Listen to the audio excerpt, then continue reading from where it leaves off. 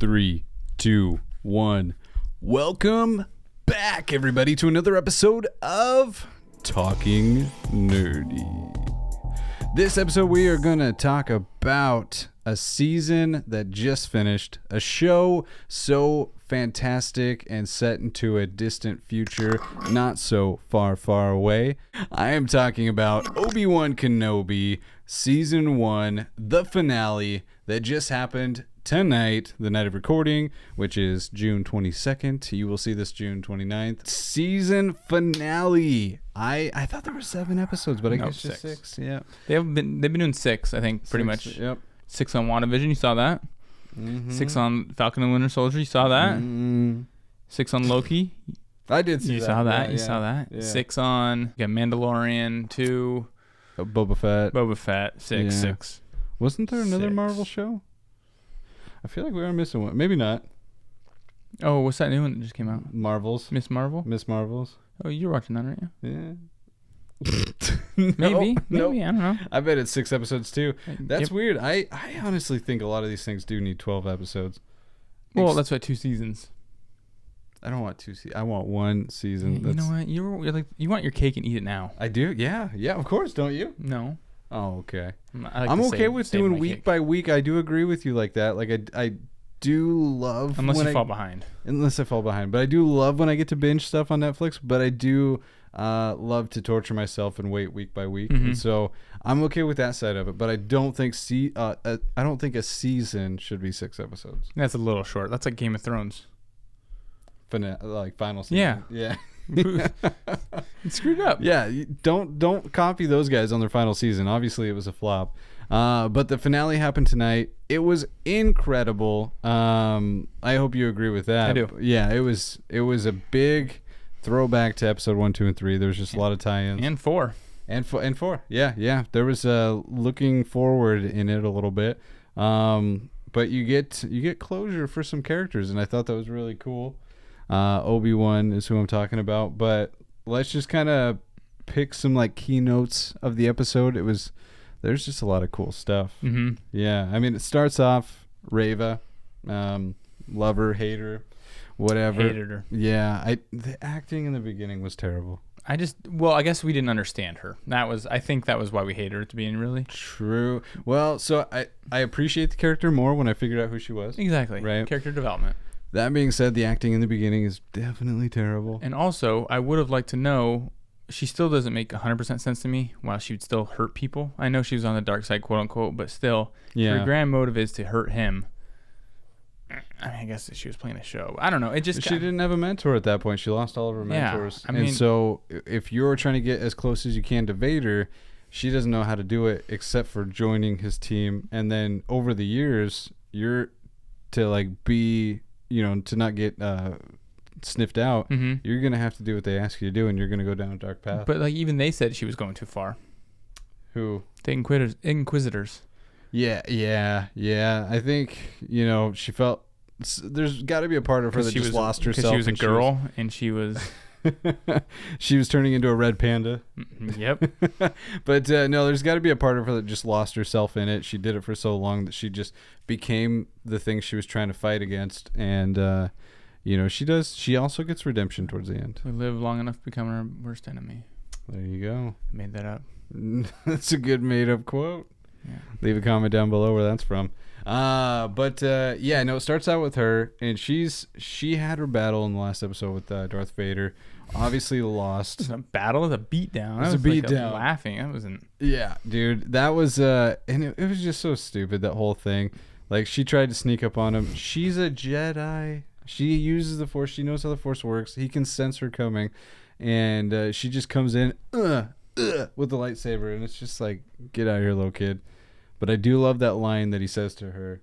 I know now we're talking about episode 5, but when she's on the ground, he's got the lightsaber out, and he's just like, "You didn't think I seen you, youngling?" And so that whole time, even though Obi-Wan was like, he's not going to see what you're doing, he's going to focus on me. He knew she was a youngling that lived that entire time, which is more sadistic that he just finished her off. And 2, it just shows his power that regardless of if she's in his focus or not, he sees everything. right? And probably anybody who's tapped into the Force. But yeah, that was just a cool moment. But because of that, she lost that fight. She, in that episode, here's the transmission for Obi Wan Kenobi that Vader has kids. So she's like, I can't get Vader yet. Maybe hit him where it hurts. I don't think she realizes that he doesn't know that the kids are alive. But he knows about one kid, right? Yeah. He knows about the boy. Yes. He doesn't know about the girl. Doesn't know about the girl. Yeah. Or Leia, whatever. Yeah. And so she goes after Luke, and that's where that story kind of stops, because it goes over to Obi-Wan Kenobi with Leia, and now they're talking about how Vader is hunting him down. They don't care. He doesn't care about the other people he's with, and he hops in that little ship and flees to the nearest planet, which I didn't realize at first. I didn't know his warp drive was not working. Yeah. Okay. That's why they couldn't get away. Yeah. I somehow missed that detail when he was like slowly flying to that planet. Yeah. I was like, what was he doing? And Tiff's like, the warp drive doesn't work. And I was like, that makes sense. I just thought I thought it was just a ridiculous scene until she said, look how slow he's going. Yeah. Is this for a dramatic effect? What's going on? Yeah. But when he lands, I forgot the planet they went to, but cool little battle scene. Yeah, the planet was really awesome. Perfect battle scene planet. Perfect. Yeah. Oh my gosh. Vader takes the bait, right? Sees Obi-Wan Kenobi fleeing to that planet, and his Supreme Inquisitor, or Inquisitor Supreme, Sorcerer Supreme, Sorcerer Supreme. He was telling him not to flee Obi-Wan. They've got bigger fish to fry, but man, dude, that's his master. He wants to take down Obi-Wan. He just feels completely betrayed by him in episode 3 when he left him on that volcano planet to burn. The chosen one. You were the chosen one, Anakin.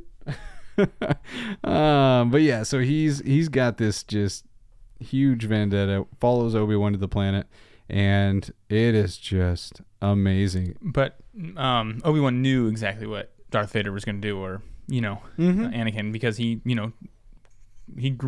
raised him. He knew how he's thinking. He knew he'd follow him to the ends of the earth just to get his revenge. I love the flashbacks, even though those were new scenes, not in the original ones. I do love the flashbacks to their training and the planet where they're battling and stuff like that. Yeah. Director did a really good job. I think so. I think episode 6 was their best episode by far. By far. It wasn't even. I felt like it was like movie quality. It was. It was perfect. It felt like Star Wars. You were finally starting to hear some Star Wars themed music in it. You were seeing the battle that you've been waiting to see, because the one previously was kind of lackluster.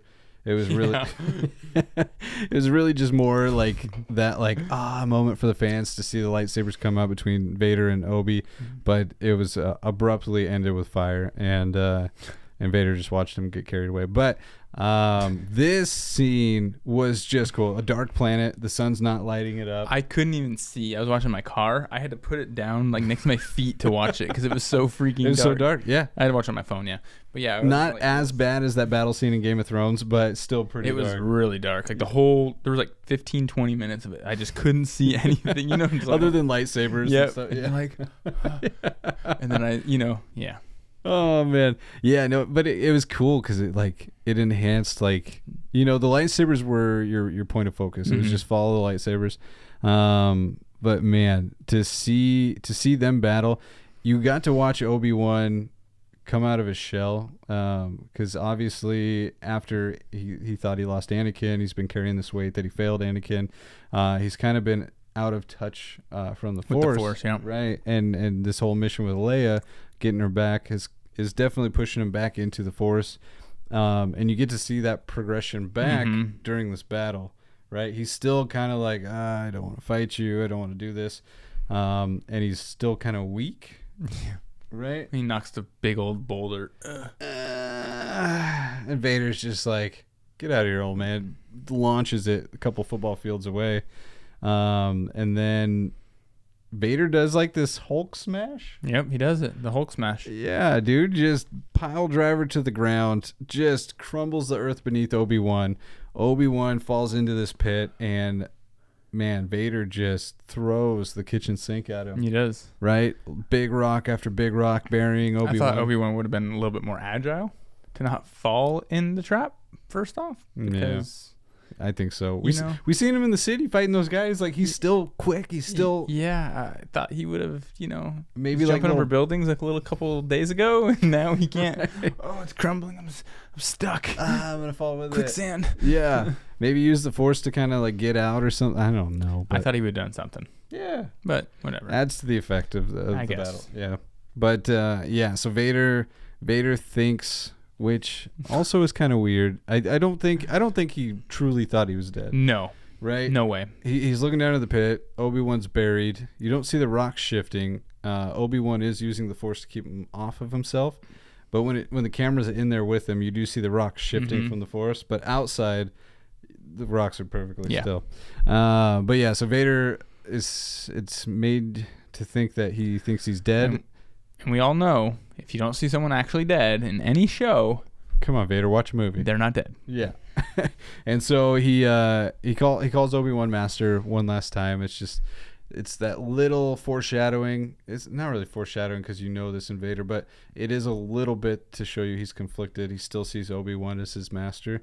And then he walks away. Obi-Wan is he feels the weight of these rocks coming down on him, and he does a little soul searching and realizes that he shouldn't be beating himself for losing Anakin because he has a new purpose in life now. He needs to protect Luke and Leia, and that gives him just unbelievable strength, like we were talking about before the episode, more so than episode 3. Oh yeah, he looks so powerful. Yeah, like Yoda style, even more powerful than Yoda, like which crazy. Is nuts. And so he gets all this strength. He gets, back in touch with the Force, just obliterates the rocks on him, sends him launching. And when he gets up, sneaks up on Vader, they have another little battle. But now he's like Super Saiyan. Super Saiyan. Super Saiyan, man. He is just uplifts the earth, all the rocks around him. Just new battle stance. New battle stance, yeah. He does the Qui-Gon as well as the Obi-Wan battle stance.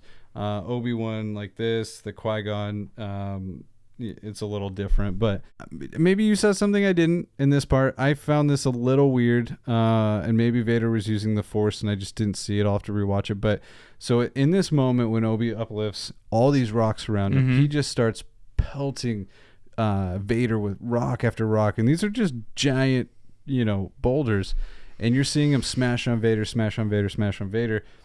It looks like it's directly hitting Vader. Yeah. Right. I thought so. Yeah. It doesn't look like he's using the Force to, deflect it. It looks like it's genuinely hitting him, and I don't care what kind of armor that is. It's still a frail, burnt up man inside of that suit. Yeah. And he's not the Hulk. He's not Thor. Well, he Hulk smashes. He does Hulk smash, but I find it hard to believe that he can just take the brunt of all those boulders hitting him. And no boulders hit his mechanisms. Oh, yeah. All the electronics are fine. Yeah. Yeah. Everything's just made out of just bulletproof stuff or whatever. But he gets pelted. And then finally, there's like a little moment of a break, and Vader goes back into a battle with Obi. And then Obi destroys his little control unit. Yeah, a boulder can't do it, but the hilt of his lightsaber can just smash that control unit. And now Vader's having a problem breathing because that thing controls, helps him with the breathing. And at the same moment, Obi slashes open that helmet on the left side. Boom! Now you got a visual of Hayden Christensen inside that mask. And dude, just an epic spot when they're bouncing between the voices. You've got James Earl Jones and Hayden Christensen. It was super cool. It was cool. And then like the different lights on him and the flashbacks on him, and as Anakin's talking, it's blue, and Vader, it's red to really show confliction. The director did a really good job. Really good job. I was quite impressed with that part because when watching it you don't notice, but if you slow it down and rewatch that one little scene, that minute scene, whatever, you'll notice the red, the blue, the different talking, the voices, the eye color. There's just so much in that little scene that director did such a good job on the small little detail His eyes go to yellow. He's got the Sith eyes. Yep. And it's beautiful. It's a beautiful part. And that was one of my favorite scenes. That battle scene was actually my favorite scene in the whole show. It was beautifully done. You get to see lightsabers in like full HD, which is just incredible. Your favorite part, nerd. Crisp, sweet. That scene when Obi-Wan holds the lightsaber towards the camera, and I don't remember another moment in Star Wars, not animated, but the actual films, where the lightsabers are done so crisp that you can actually see the beam entering inside the hilt. Normally it's just a lightsaber with like a bright light exiting it, but you actually get to see, I don't know, it's just like, as soon as I saw it in his little power stance, I was like, oh, there's a flex from the studio, showing how far they've come with lightsabers. But so in this moment, Obi gets closure that he's really needed, because Vader tells him, I'm not your failure. That Vader killed Anakin. And so that's all Obi needed to hear. This whole time he's been carrying this weight. Anakin was the chosen one. He was he was his master, his mentor in life, and he failed him. And now he realized that he didn't fail him. He showed him the path, and Vader chose not to take that path. All can show people the door, but they have to walk through it. Exactly it. And so, he gets that closure. He walks away and says, what was it that he says there? He says, my friend is dead. Like, bye, Vader, or something like that. It was, my friend is dead. Yeah, I don't remember. Something. And walks away. He leaves Vader struggling to breathe. And, we know Vader's not going to die. Obviously, he's not going to die. Much like the children in the story, there's some suspenseful moments where Luke and Leia are put into, but you already know their future. So it's just like, okay, well, I'll watch this play out. Yeah, well, I guess it's not really their fault that he picked up in the middle of a show. Right. But did I ever feel like they were actually in trouble? No. Right, exactly. It'd be impossible to do it unless you actually did it in order. Side note, how cool of a story that George Lucas made that all this time later, we're watching all these different shows and movies, like fill in the gaps of a story that started with 4, 5, and 6. Like it was just such a good story with probably purposefully open gaps that, like, you can just create all these little things and stories to kind of fill those gaps, and it's still interesting. Yeah, he did a very well job. Just 1, 2, and 3. There was a big gap between 3 and 4. Obviously, we know that because Mandalorian was in there, right? Wasn't? Yeah. Yep. And so was Boba Fett would have been as well. Yep. We don't know exactly how long the time gap is in this story. We needed this story. I think so. So there, a lot of people might find flaws in Obi Wan Kenobi. Of course. Sure, there's definitely flaws. But I do think that this show did, like Rogue One. All right, perfect argument. Well, maybe not, but I think this show did more for the characters than it did hurt them. I agree. It added more than it took away. Yeah, I agree. Right, and so in that case, it's beneficial to watch this. Well, I did like. Yeah, and Whereas I agree. Rogue One, I don't feel like it added anything to existing characters. They threw in new characters, but I don't think it added anything to the storyline. And I did like how they actually showed kind of Leia's upbringing, because we already know Luke's, kind of how he started off in speeders and all that. Not Luke's, Anakin's. Yep. How we kind of knew that. But you get to see kind of Luke not knowing his father following the same footsteps, right? He's sitting on top of the house on that little archway like it's a speeder, and he's just... And Obi-Wan is just like, what is this? But no, I really like that. You're going down a path I can't follow, Luke. I just really liked how we show them as kids. Every single person, I really enjoyed how they... everyone. I really enjoyed it. They did a good job. Obi-Wan, I think he was the MVP. Just learning more about him and why he's so powerful, smart, all that stuff. He wasn't more powerful than Vader. No, not in Prime at least. But yeah, it showed how he got his strength and all the that Jedi can lose their powers, and it shows how they lose their powers. They struggle with the good or the dark and light side. Yeah, and neutral's not a winning ground for them. They just have to be strong. Did you ever play the game Knights of the Old Republic? Yeah, you did. Yeah. Fantastic KOTOR? game. Yeah, KOTOR. Yeah. 1 and 2. You know how when you're full... I might still I have look for it. I have it on this thing. Oh, yeah. nice. You know how when you're super dark or super light, you're super powerful, a lot more powerful than being neutral. Mm-hmm. Yep. Yeah, you gotta pick a side. As much as the Jedi try to stay neutral, there is power in choosing a side. Yeah. It kind of reminded me of that. Yeah. How he finally, like, you know how you could have those, like, you could tear up kind of, and like you have that extra influence or whatever in that game. Mm-hmm. Yeah, he finally realize how good he was. Much like when Luke casted himself off to the island in the new movies, he just, he's become an old man, just became kind of weak with the Force. But then when he got a purpose, tapped into the Force again, and he was projecting himself onto another planet, fooling Kylo Ren, just doing all these unbelievable things. I thought you hated that movie. Do. Okay. Cool scene, though. Yeah. Love the planet, how it's like that white, salty surface, and everything that touches it kicks up the red debris underneath. Oh, yeah. Visually beautiful. Yeah, that was really cool. Yeah. Like the speeders they were driving on. Cutting through the sand. That was really cool. I remember that. Yeah. This did make me want to watch 4, 5, and 6 again. 100%. And 1, 2, and 3. If you have seen any of the, whether it's 4, 5, and 6 or 1, 2, and 3, this show will absolutely kick you in the nostalgic feels and make you want to watch all of it all This over show again. made me want to watch 4. Good. And that's what you started watching? You elitist. Yeah, no, it's that's what I started out on, 4, 5, and 6. No, I know you did because you're, Yeah. No G. I'm not gonna call you the name today. I don't want to. I choose not to. Perfectionist. No, because I feel the same way you do. Because it makes you want to watch 4 and just figure out how the characters. They did such a good job of filling in a space that you didn't know needed to be filled. That now it's like, okay, how close did they get? Because it feels like they got like the perfect bridging point between 3 and 4. So now, it definitely just makes you want to continue what you just saw and then rewatch how it got to. Are they going to do Obi-Wan 2 then? That's the question. Or do they even need to? Or are they going to do a Reva? Are they going to do a Reva? The third sister. Mm-hmm. She is getting her own show. 100%? I think so. Yeah, because I have heard talks of that, which is, I think, why Disney doubled down when everybody said she had terrible acting skills.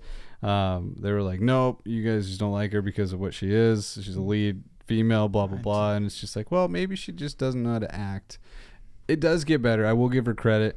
There are still moments like that first battle with Vader that were kind of clunky, and then the crying scene at the very end of this episode was kind of, I don't know. You've seen, there's a lot of times where actors cry, and 9 times out of 10, those guys are way more believable than her. Gotcha. Yeah, it just kind of fell apart there, but I do think she got better as the show went. Because her character got better, right? Her character got better, yeah. Is that why? I don't know. Maybe. Oh, because she was creeping towards the light side? Yeah. Nah. Maybe. I think story and show aside, you could like hone in on her actual skills and see that progress.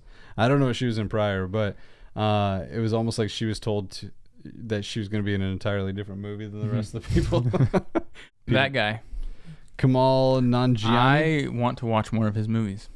Dude, it's so great. He's hilarious. Yeah. Well, you saw him in Eternals. No, I know. He was awesome in that movie, too. So incredibly funny. I really want to watch. He's in Stuber with Dave Bautista. Yeah. I know what you're talking about. I haven't seen that. But he just seems like a really funny, hilarious guy.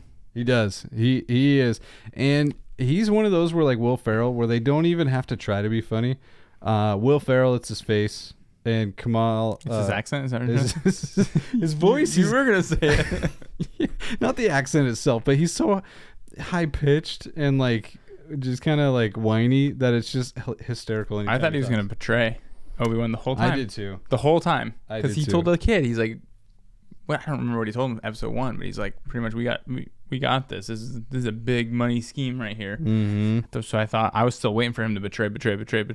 Yep. I still liked watching him though. I'm glad they didn't make him go down that route because I do love him as an actor, and I didn't want to hate him. Didn't want to hate him. He's lovable the second you see him on set, and he just got off of Eternals. You can't hate the guy. Nope. Yeah. How the heck does Obi-Wan leave the planet unnoticed? Oh yeah. Right. So after that battle, he walks away from Vader, and he senses that Luke's in trouble from the third sister Reva, and he's like, I need to go fly over to that planet and save him. He just leaves. He's like, okay, this fight's over. I'm done. Maybe the destroyer ship was focused on retrieving Vader's body, but what? He just gets to go. I know the Sorcerer Supreme didn't even want to search for Obi-Wan. But then he lets him go. Yeah, maybe he was just like, I didn't even want to hunt the guy down anyway. Let him go, and we'll just tell Vader he snuck out the back door. That was pretty odd, actually. It very odd, but he gets to leave, and he does meet up with Luke's parents, adopted parents, and they're searching for Luke. They don't know where he's at, and off into the distance, you see Reva, the third sister, carrying him like a lifeless looking body, but sets him down, and you see that Luke's fine. Because while Obi was battling Vader, it cuts quite a bit to Reva searching for Luke and conflicted in herself. She realizes she's now become the bad guy. It took trying to kill a little kid to see it, but as she gets Luke unconscious, she goes to strike him down the same way Anakin was gonna with the younglings.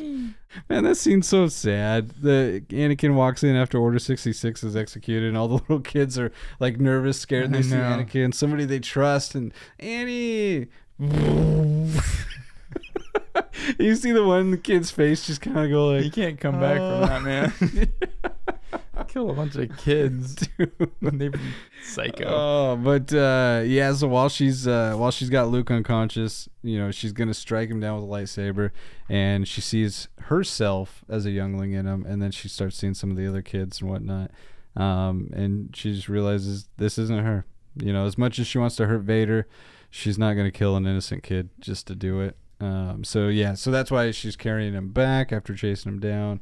Drops Luke at the feet of Obi and his parents, and she breaks down crying, and this is where you see her conflicted, coming from the dark side, a path she didn't realize she took, trying to come back to the light, and asks Obi-Wan if she has become him, and Obi just tells her, you pretty much just that you have already chosen not to be like him by not killing Luke, and now your future is your own destiny in a way.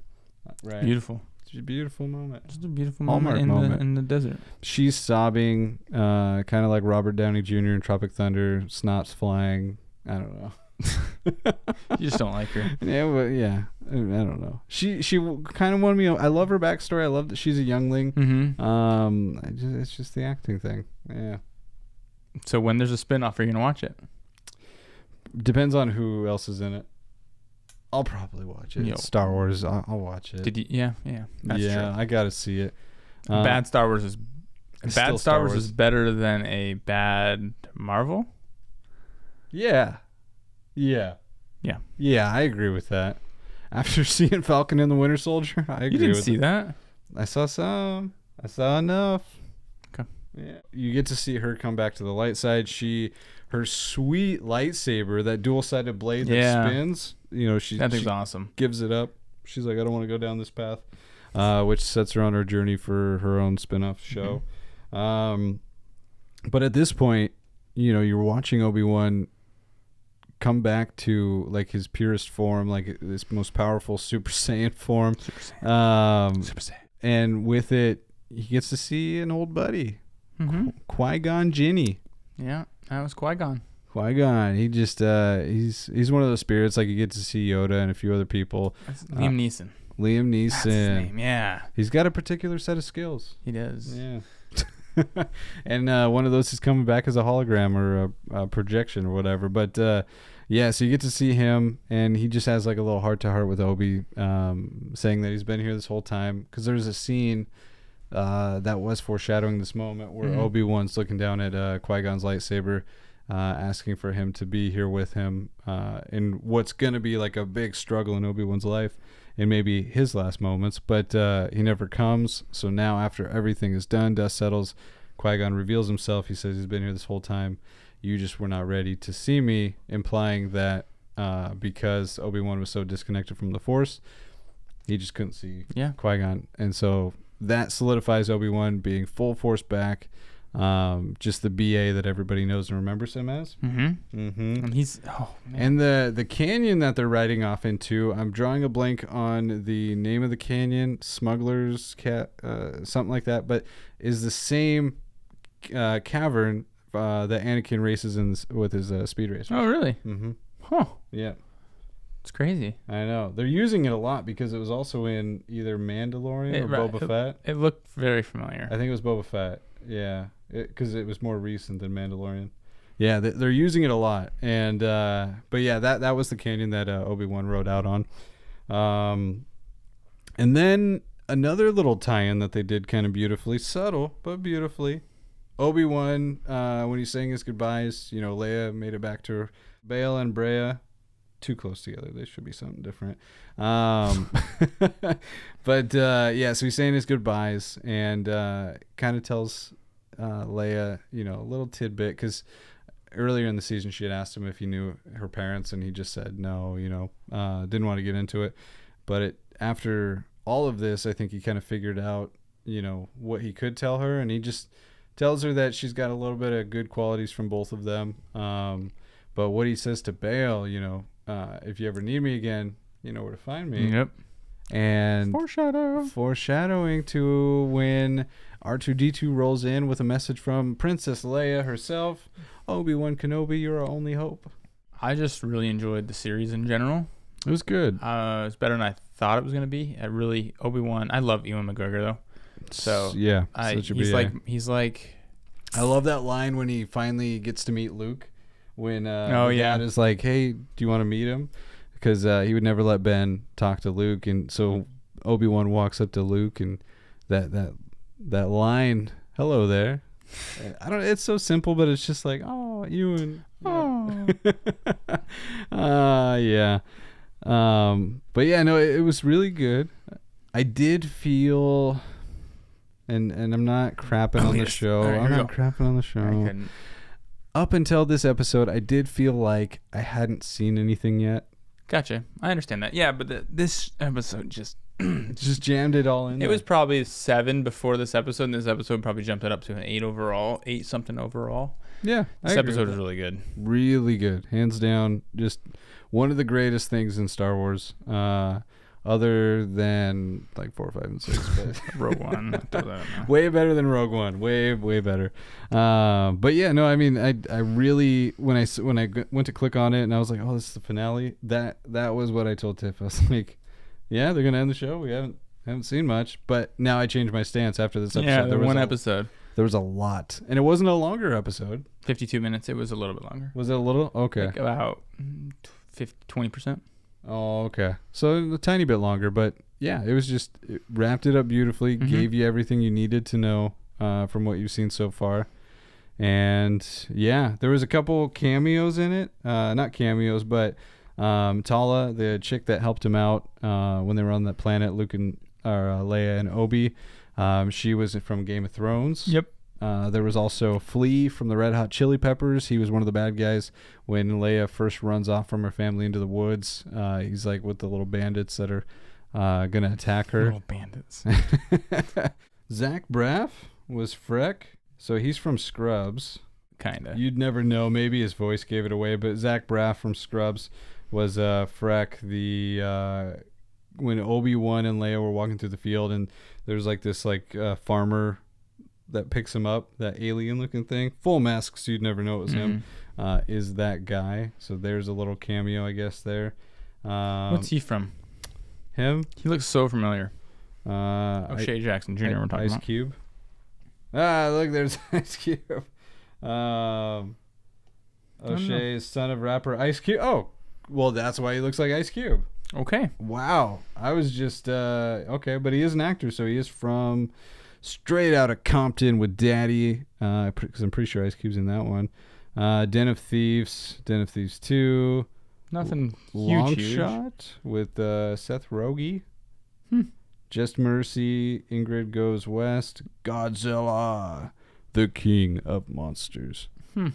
But really, really good. Recommend it. If you honestly haven't seen this, sorry, you missed out on something great. But I would hop back and go watch this whole thing.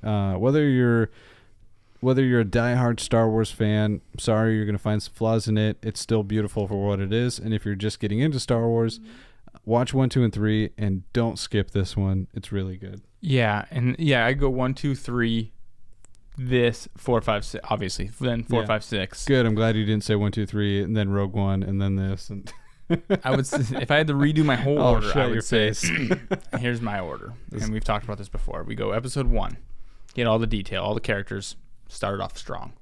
Then pretty much we go straight to Boba Fett, get you a good base of how the universe works. Then you go to Rogue One because you're really skipping some.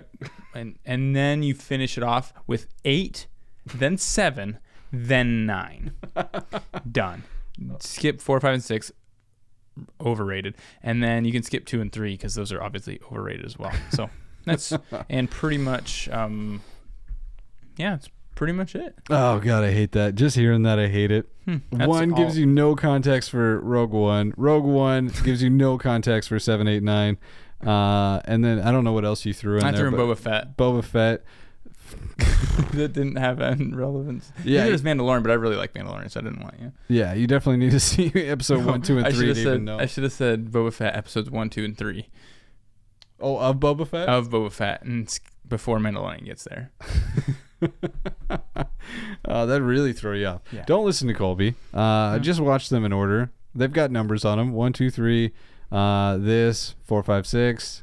Skip Rogue One. 7, 8, 9. You need to watch Rogue One. It's actually the most important part of this whole universe. Without Rogue One, pretty much Darth Vader, we're all speaking Sith. I have faith in the audience. I think you guys would feel the same way that I do. I know this is an unpopular opinion, but I truly believe that you don't have to watch Rogue One and you will know exactly the same amount about Star Wars as if you had watched it. That's not true because you don't know all those characters and their backstories. Yay! That's what it should have been called. Star Wars, the backstory of people you don't care about. Side notes of characters you don't care about. Yeah. Oh, man. I'm sorry. I know a lot of people love it. Every time I voice my opinion, the person I'm talking to feels the opposite about it, so I get it. Is that me? I'm the black sheep. I don't know. Anybody I talk to, they're just like, really? Rogue One? It was super cool. There was like the battle scenes. You got to see the people that made it possible for Luke and all them to do what they did. Whoop-de-doo, Basil. What does it all mean? Yeah. Oh, man. It could have just filled me in 10 seconds, and I would have been like, oh, yeah. Okay. But yeah, no, do you think they could do a season 2? No.